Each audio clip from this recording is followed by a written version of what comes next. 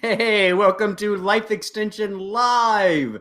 I'm your host, Dr. Mike, and I am here with. Dr. Crystal. Hey, Dr. Crystal, how's it going? I'm going well. It's going well. I can't talk today. What a great start. This is all. I always know the shows are going to be fun when it starts off that way. I know. That's hilarious. Hey, so today we're going to talk about lab tests that a lot of people don't realize that they probably should be getting every year, right? There's your classic lab test, your basic cholesterol, lipid panels. I mean, people have had those things thousands of times, right? Right. But there's so much more that is offered out there that I think can give a much better picture into your true health and wellness, right? What do you think? I agree. And, I'm happy that we're having this conversation because, I talk to my family all the time about other tests that they can get. Like one, we're going to talk about the NMR profile. I think that is an amazing test that anyone with a family history of cardiovascular disease should consider. Yeah. Well, let's start there, right? So test number one that you really should talk to your doctor about, Life Extension offers it, is something that Dr. Crystal just said. It's called the NMR lipo profile. And ultimately what this is a deeper, more accurate dive into your lipid profile, which includes cholesterol, right? Exactly. Anyone who tells me I have high cholesterol, the first question I'll ask is, okay, what was the breakdown of that cholesterol? What was the LDL? What was the HDL? Yeah.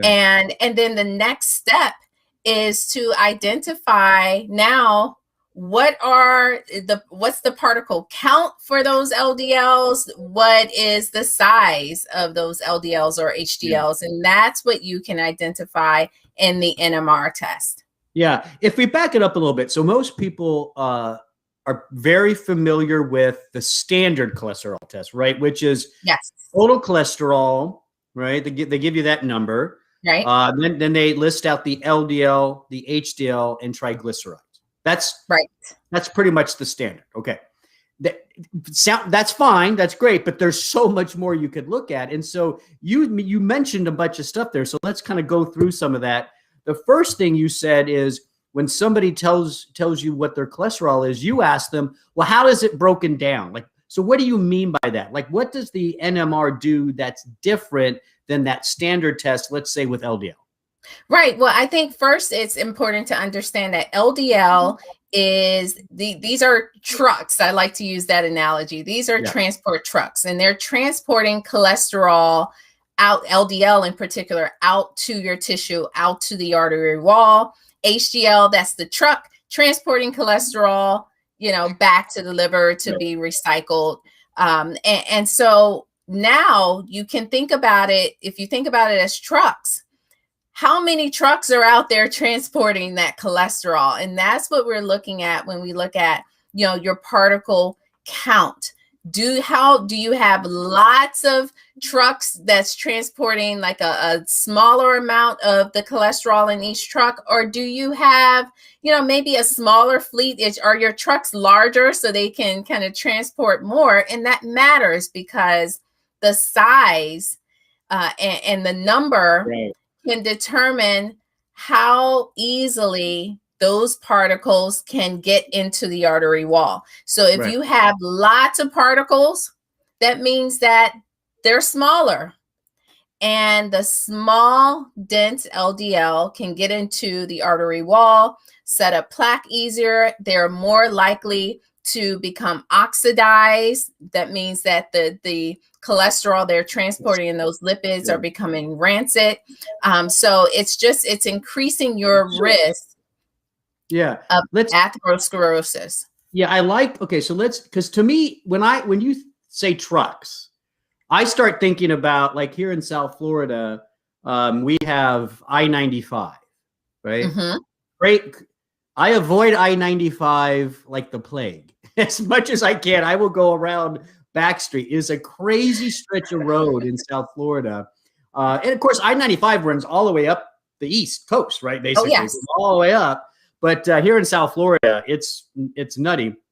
And so what you're basically saying is, if I have a bunch of trucks and each one is carrying a smaller amount of cargo, in this case cholesterol, it just means I have to have more trucks to carry that cholesterol around, and I'm going to get an I-95 traffic jam.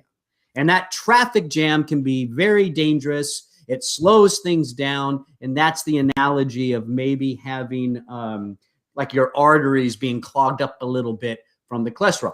If, however, my trucks are big and they can fit more of the cargo, I can have less trucks on the road, and I'm going to have more room to flow on the highway. So that's what Dr. Crystal was talking about, that you have trucks that could be small and dense. Those aren't the ones you want. You want the big ones, the ones that can hold more. So there's less of them, and there's less risk for cardiovascular disease.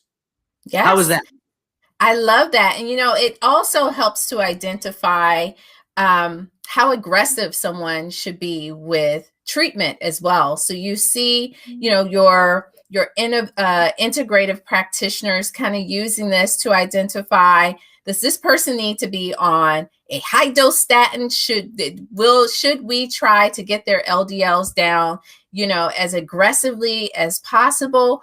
Or is this person a pretty good candidate maybe for some Reggie's rice? So this really helps the practitioner make those decisions as well, or identify whether or not we now need follow-up testing. Maybe we need to look a little bit deeper, which is our next test, which is the plaque test. All right, so let's move into that. Just again to recap, NMR lipoprofile goes way more deeper into your true cholesterol and lipid profile. It gives us as clinicians a lot more information, so we can, I think, more accurately assess your risk overall, right? Mm-hmm. And it helps us then to make a treatment plan, a better treatment plan, one that's more optimized. So think of the NMR lipoprofile, and then that leads us into when we were talking about which labs we wanted to showcase here. I was the one that insisted on plaque tests. You were kind of like, yeah, okay. Well, tell everyone why. You have a really interesting story. The plaque test. So let me first describe what this is. There's this enzyme, phospholipase A2. And this enzyme eats up fat. And when that happens, it exposes the fat and stuff in the vessel wall to the immune system, and it just causes all kinds of problems. And it can actually be associated, the more activity you have of this enzyme, the greater the risk of having a soft plaque that can rupture, basically. And that's what we don't want. We want plaques in our arteries to become small and kind of dense and hard, and they get a cap on them, and those aren't as dangerous as these softer plaques are.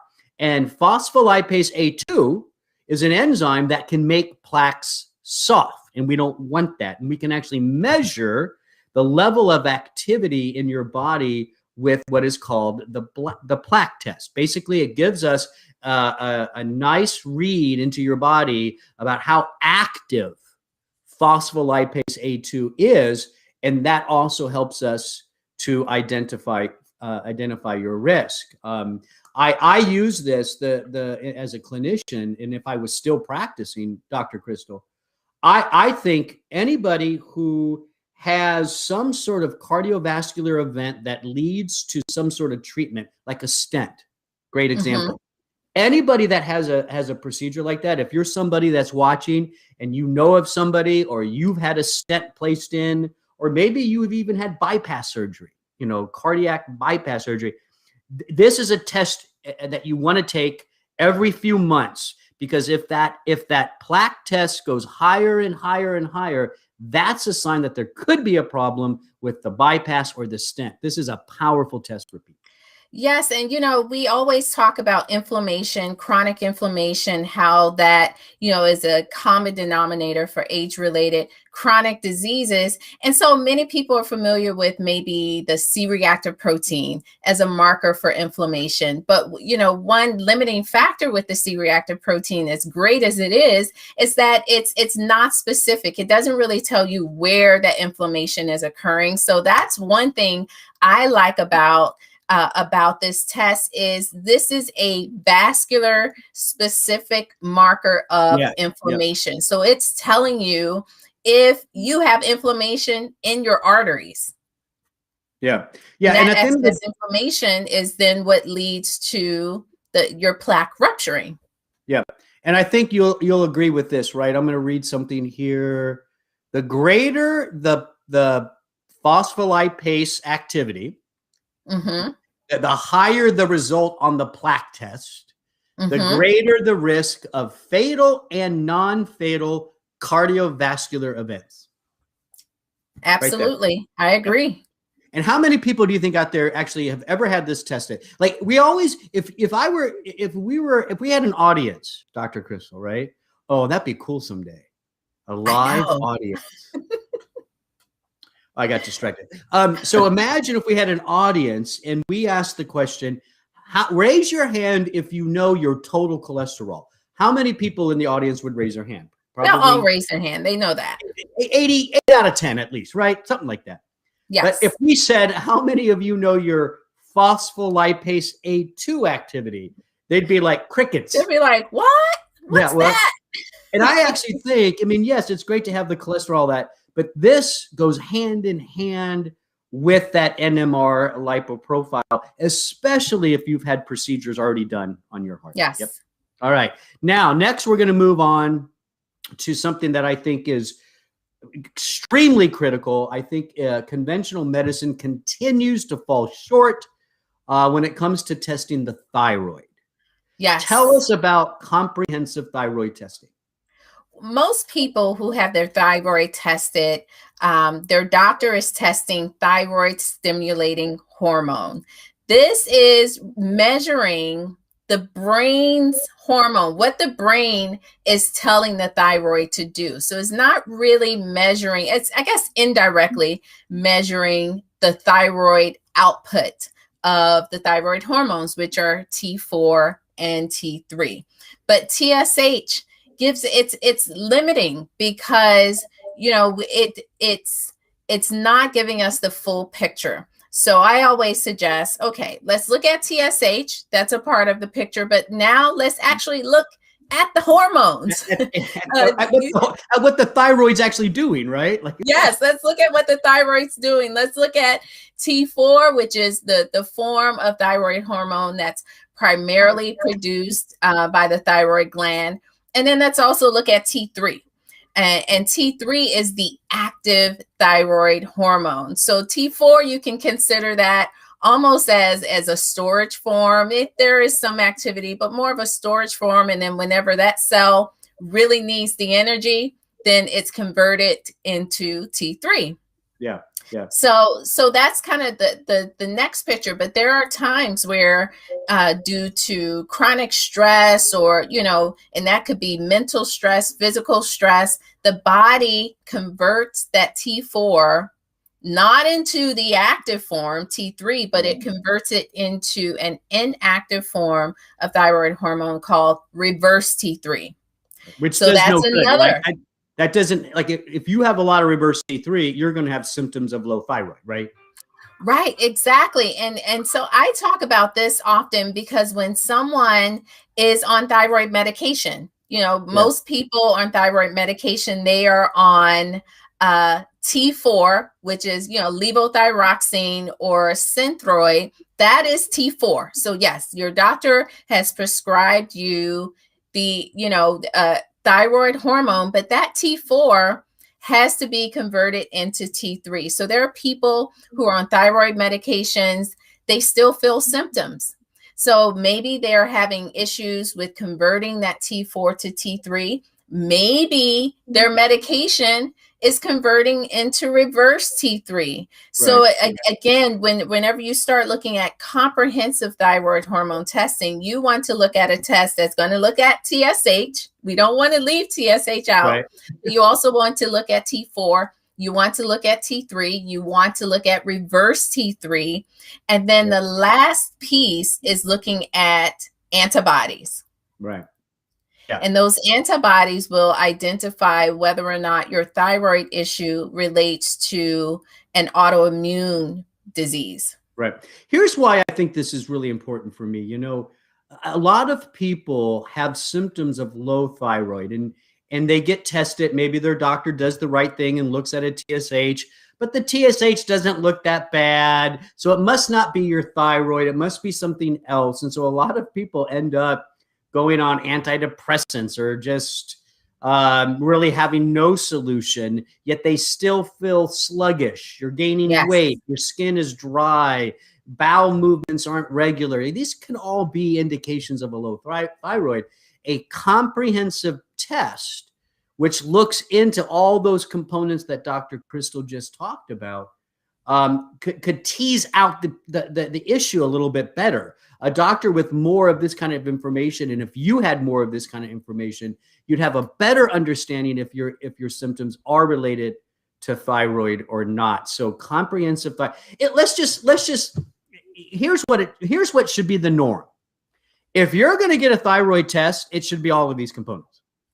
That should just be the normal thyroid. We shouldn't have to call it comprehensive thyroid testing. It should just be thyroid testing. Right. Yeah. But anyways. Right. And it saves you time too. And blood draws, because sometimes the doctor is a step-by-step approach. So you come in, okay, the TSH is not right. Let's send you, come back in for another appointment, another copay. Now you have to go back to the lab. Let's look a little bit deeper and maybe look at T4, T3. And then, and then it's the back and forth. And then you may even have to go back again to now let's look at antibodies. So to me, it's also saves time. You can get the full view. It saves money too at the same time. Less doctor co-pays, etc. So we're going to start that. Yeah, Dr. Crystal and I are going to start a campaign. It's going to be called No Comprehensive Thyroid Testing. It all should just be thyroid testing. Something like that. Yes. We'll come up with a better headline. Let's do it. All right. We're going to move on. The next test is, I'm just going to say it. You're going to have to explain it. You ready, Dr. Crystal? Okay. GI 360. What is that? I love this test. And I don't know if you know that I've had this test done before, but this is. Wait a second. Hold on. If somebody were to ask me, did Dr. Crystal have this test or try this supplement? My answer always is yes, because most likely you have. I have. Well, GI health, and you say this all the time, Dr. Mike, you're only as healthy as your gut. You all have no idea how often I hear that statement. But it's a basic thing of life. You gotta have a good gut.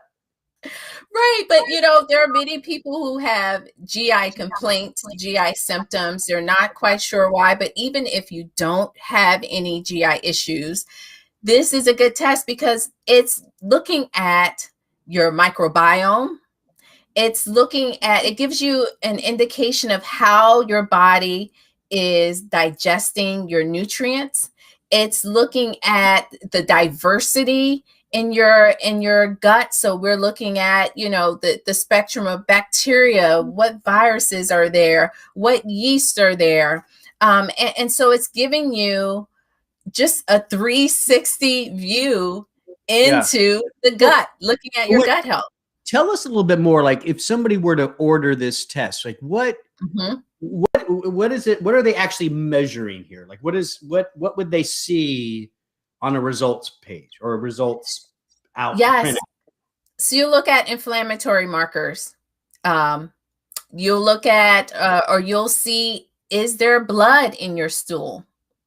Maybe there is, maybe there isn't. Is there vegetable fiber? Is there protein? Is there fat in your stool? All of this will tell us whether or not you are properly digesting and absorbing your food. If we see lots of vegetable fibers in your stool, then maybe that's an indication that you need to take a digestive enzyme because you're not properly digesting your food. We're looking at pathogens that could be causing some of your digestive issues, even parasites. There are people who, you know, they have chronic digestive health issues, and maybe it is due to parasites. We also look at immunoglobulins, for example, IgA. Now, we talk about wanting lots of IgA or wanting to support healthy levels of IgA because that's the first line of defense in the body. It's the immunoglobulin that's found in your mucous membranes and in the digestive health. So this is giving us insight into your immune system and your immune capabilities and your abilities to fight off pathogens. So it's just telling you everything you need to know, really, not just about digestive health, but overall health. And it's a stool sample, right? It is a stool sample. And I think some people hear that and that makes them kind of like, but I don't want to do all that. But, you know, in the same way, you know, we do blood testing, right? You know, we're used to that. Blood has things we can look at. It gives us an indication what might be going on in your body. Well, guess what? So does urine. So does your stool.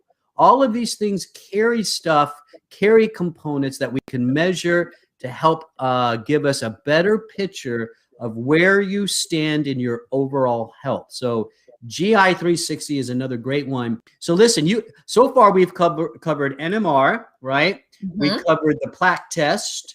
Yes. We covered thyroid testing. I'm not going to call it comprehensive. It's just thyroid testing the way it should be. We covered GI 360. You can learn more about these at lifeextension.com/lab testing, right? Is that right? Did I say that right? lifeextension.com/lab sale.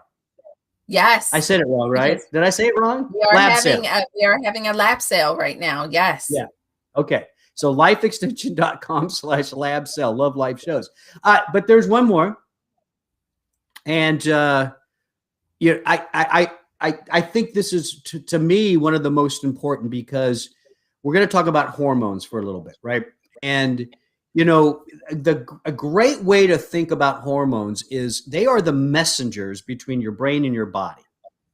Like your brain knows what it needs to do, and it gets that message out to the body through hormones. And so knowing where you are with your hormone levels and your overall hormonal balance, man, that's a great indication or gives you great insight to your overall health. So this specific test is a dried urine test. Tell us about that.